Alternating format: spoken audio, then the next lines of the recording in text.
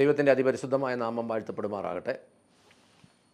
പാപപരിഹാരത്തിന് രക്തം ചിന്തണം, രക്തം അർപ്പിക്കണം. ആര് പാപം ചെയ്താലും അതിന് പരിഹാരമായി ദൈവത്തിൻ്റെ നിയമം അനുസരിച്ച് രക്തമർപ്പിക്കണം. അതെന്തുകൊണ്ടാണ് എന്ന് നമുക്ക് ദൈവവചന വ്യവസ്ഥയിലൊന്ന് നോക്കാം. 1 പത്രോസിൻ്റെ ലേഖനം 1-ാം അധ്യായത്തിൻ്റെ 1-ാമത്തെ വാക്യം നമ്മളതിങ്ങനെ വായിക്കുന്നു. 1 പത്രോസ് 1-ാം അധ്യായം.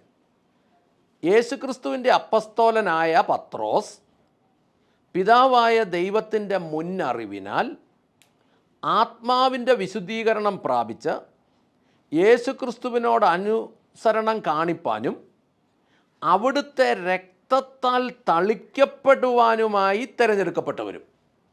അവിടെ എഴുതി വച്ചിരിക്കുക, യേശുക്രിസ്തുവിൻ്റെ രക്തത്താൽ തളിക്കപ്പെടുവാനുമായി തിരഞ്ഞെടുക്കപ്പെട്ടവർ. ഇതൊക്കെ നമ്മൾ പഴയ നിയമ പശ്ചാത്തലത്തിലൊക്കെ നമ്മൾ ഇച്ചിരി അങ്ങോട്ട് പോയി കഴിഞ്ഞാൽ ഇതിൻ്റെ എല്ലാം മൂലകാരണങ്ങൾ പിടികിട്ടും. പുറപ്പാട് പുസ്തകം 12:7 പറയുന്നു, പിന്നെ അവർ രക്തത്തിൽ കുറെ എടുത്ത് തങ്ങൾ ആട്ടിൻകുട്ടിയെ ഭക്ഷിക്കുന്ന വീടുകളുടെ കട്ടിളക്കാലുകളിലും കട്ടിളകളുടെ മീതെയുള്ള പടികളിലും പുരട്ടണം. പഴയ നിയമ കാലഘട്ടത്തിൽ ഇതിൻ്റെ ചരിത്രം പറയുക, അവർ അവയുടെ രക്തത്തിൽ കുറെ എടുത്ത് തങ്ങൾ ആട്ടിൻകുട്ടിയെ ഭക്ഷിക്കുന്ന വീടുകളുടെ കട്ടിളക്കാലുകളിലും കട്ടിളകളുടെ മീതെയുള്ള പടികളിലും പുരട്ടണം.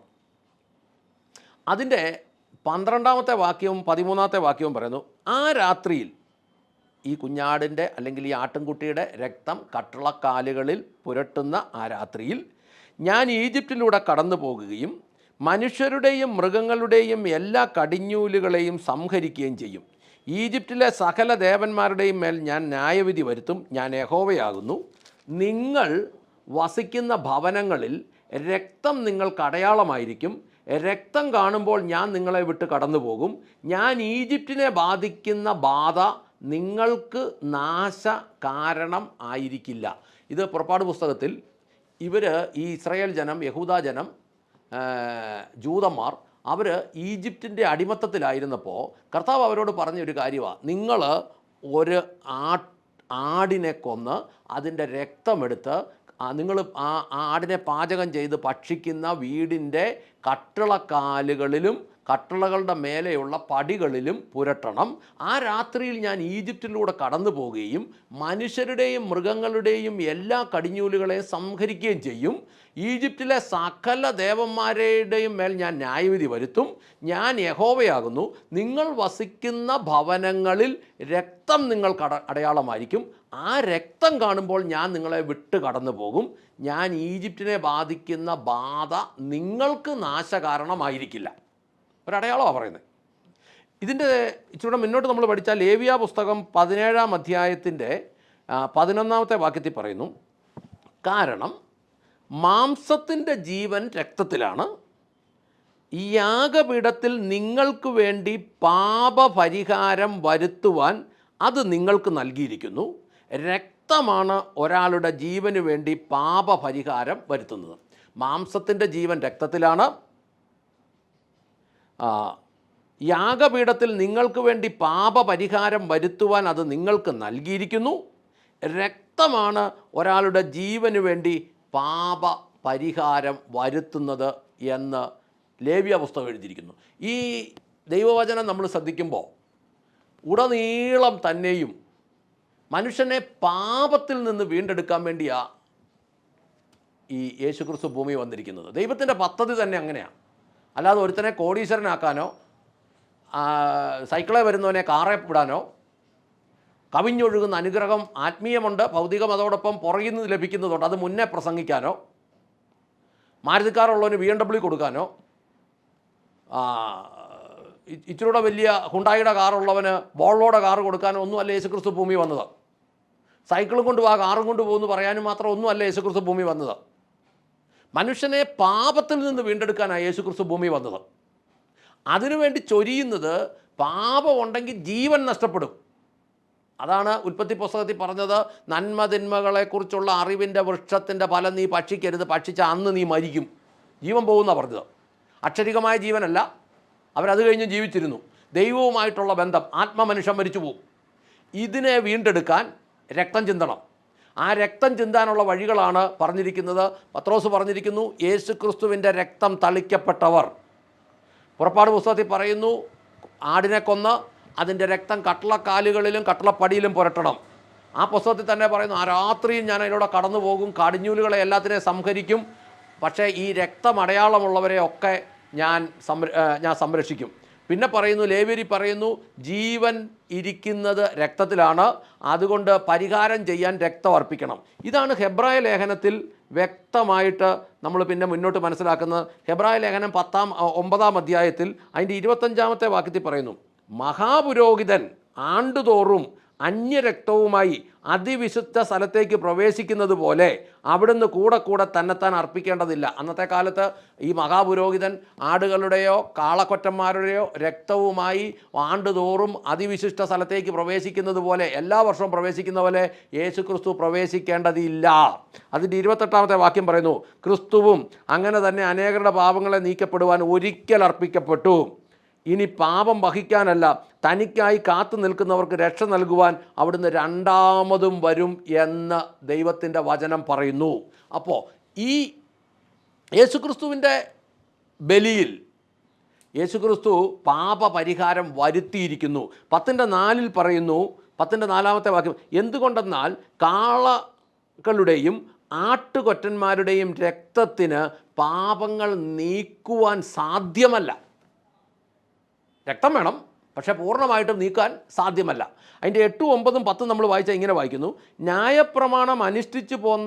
ന്യായപ്രമാണപ്രകാരം അനുഷ്ഠിച്ചു പോന്ന യാഗങ്ങളും വഴിപാടുകളും ഹോമയാഗങ്ങളും പാപയാഗങ്ങളും അവിടുന്ന് ആഗ്രഹിച്ചില്ല, അവിടുന്ന് അവയിൽ പ്രസാദിച്ചുമില്ല എന്ന് പ്രസ്താവിച്ച ശേഷം, ഇതാ അങ്ങയുടെ ഇഷ്ടം ചെയ്യാൻ ഞാൻ വന്നിരിക്കുന്നു എന്ന് അവിടുന്ന് പറയുന്നു.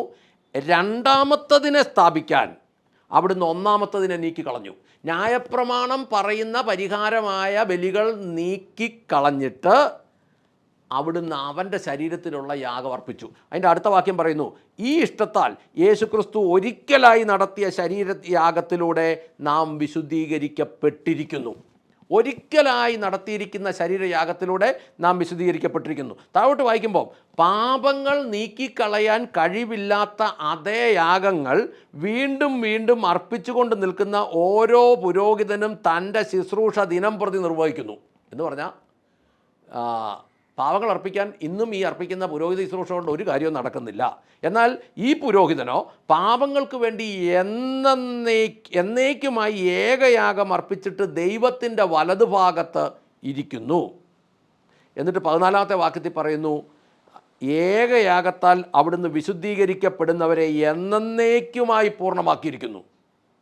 അപ്പോൾ അതിൻ്റെ 15-ാം അധ്യായം 15-ാം വാക്ക് തൊട്ട് പരിശുദ്ധാത്മാവും ഇതേപ്പറ്റി നമ്മോട് സാക്ഷ്യം പറയുന്നു. അത് ഹെബ്രായർ 10-ാം അധ്യായത്തിൻ്റെ 15 തൊട്ടാ, ആ കാലത്തിന് ശേഷം അവരോട് ചെയ്യുന്ന ഉടമ്പടി ഇതത്രേ, ഞാൻ എൻ്റെ നിയമങ്ങൾ അവരുടെ ഉള്ളിലാക്കി അവരുടെ ഹൃദയങ്ങളിൽ എഴുതുമെന്ന് കർത്താവ് അരുളി ചെയ്യുന്നു എന്ന് അവിടുന്ന് ആദ്യം പ്രസ്താവിക്കുന്നു. അനന്തരം അവിടുന്ന് അവരുടെ പാപങ്ങളും അകൃത്യങ്ങളും ഇനി ഓർക്കയില്ല എന്ന് പറയുന്നു. ഇവയുടെ മോചനമുള്ളിടത്ത് ഇനി പാപങ്ങൾക്ക് വേണ്ടി ഒരു യാഗവും ആവശ്യമില്ല എന്ന് നമ്മൾ വായിക്കുന്നു. അർത്ഥം എന്താ?